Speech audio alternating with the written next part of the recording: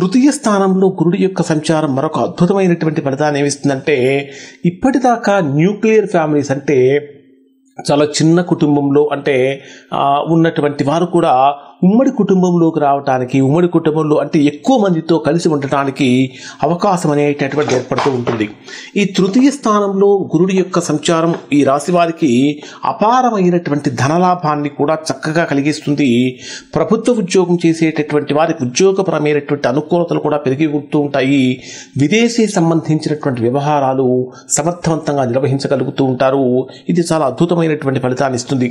ప్రధానంగా తృతీయ స్థానంలో గురుడు ఉన్నప్పుడు మేషరాశి వారిలో తెలివితేటలు చక్కగా పెరుగుతూ ఉంటాయి. ఆలోచనాశక్తి, ఎందుకంటే తృతీయ స్థానం మిథున రాశి కాబట్టి, మిథున రాశ్యాధిపతి బుధుడు కాబట్టి, బుధుడు ఆలోచనలకు ప్రతీక కాబట్టి చేసేటటువంటి ప్రతి పని కూడా ఆలోచనతో చేస్తాడు. తద్వారా గొప్ప ఫలితాన్ని పొందుతాడు. అంటే కీలకమైనటువంటి కఠినమైనటువంటి సమస్యల నుంచి కూడా సులభంగా బయటపడేటటువంటి విధంగా ఇక్కడ గురుడు వీరికి అనుకూలత ఇస్తాడు.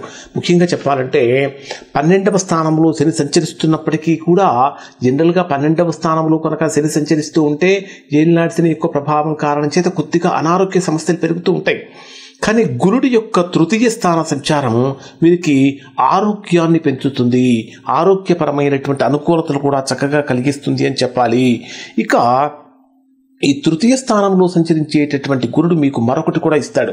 మీ స్నేహితులను సెలెక్ట్ చేసుకునేటటువంటి విధానంలో చాయిస్ మీకే ఇస్తాడు. ధర్మబద్ధమైనటువంటి మార్గంలో వెళ్ళేటటువంటి వారి గొప్ప ఫలితాన్ని, అధర్మబద్ధమైనటువంటి మార్గంలో వెళ్ళేటటువంటి వారికి చెడు ఫలితాన్ని కూడా ఇక్కడ మీకు గురుడు కలిగిస్తూ ఉంటాడు. ఇంకొకటి ఏమిటంటే, తృతీయ స్థానంలో సంచరించేటటువంటి గురుడికి 3 రకాలైనటువంటి దృష్టులు ఉంటాయి. దృష్టి అంటే ఆస్పెక్ట్. ఇప్పుడు నేనున్నాను, ఇక్కడి నుంచి నేను మిమ్మల్ని స్ట్రైట్గా చూడగలుగుతాను, ఇటు పక్కకు చూడగలుగుతాను, ఇటు పక్కకు చూడగలుగుతాను.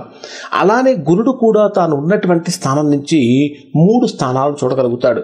గురుడు మిథున రాశిలో సంచరిస్తూ తాను ఉన్నటువంటి స్థానం నుంచి 5వ స్థానాన్ని చూస్తాడు. అది మేషరాశి వారికి 7వ స్థానం అవుతుంది.